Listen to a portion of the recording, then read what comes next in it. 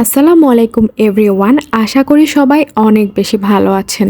আজকে আমি আপনাদের সাথে মুন্সিগঞ্জ অঞ্চলের ঐতিহ্যবাহী বৌয়া বা খুদের ভাত রান্নার রেসিপিটি শেয়ার করতে যাচ্ছি। তো এই রেসিপিটি আমি আপনাদের সাথে খুব সহজ এবং ইউনিকভাবে শেয়ার করতে যাচ্ছি, যেন আপনারা খুব দ্রুত রান্না করে ফেলতে পারেন। তো চলুন দেখে আসি কিভাবে আমি রেসিপিটি করেছিলাম। তার আগে আমার চ্যানেলটি একটু সাবস্ক্রাইব করে রাখবেন। প্রথমে আমি একটি প্যানে খুদের চাল নিয়ে নিয়েছিলাম। এরপর আমি সেখানে কাঁচামরিচ ফালি ফালি করে কেটে রাখাগুলো দিয়ে দিয়েছিলাম। তারপর আমি দিয়ে দিয়েছিলাম পেঁয়াজ কুচি, আর সেই সাথে দিয়ে দিয়েছিলাম রসুন কুচি।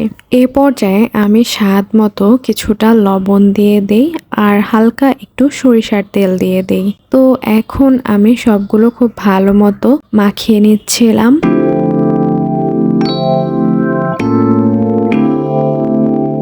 চাল আর মশলাগুলো সব একসাথে মাখানো হয়ে গেলে আমি পানি দিয়ে ঢেকে দিয়েছিলাম সিদ্ধ হওয়ার জন্য। তো এই যে সিদ্ধ হয়ে এসেছিল, এখন হচ্ছে আমি লাউ পাতা দিয়ে দিয়েছিলাম কিছুটা। লাউ পাতা দিয়ে আবারও ঢেকে দিয়েছিলাম। তারপর এই যে হয়ে এসেছিল, হয়ে এলেই আমি পরিবেশন করে নিয়েছিলাম। বিভিন্ন পদের ভর্তা দিয়ে কিন্তু খুদের ভাত খেতে আসলে খুবই ইয়ামি লাগে। এখানে আমি শুটকি ভর্তা আর মাছ ভর্তা দিয়ে পরিবেশন করে নিয়েছিলাম।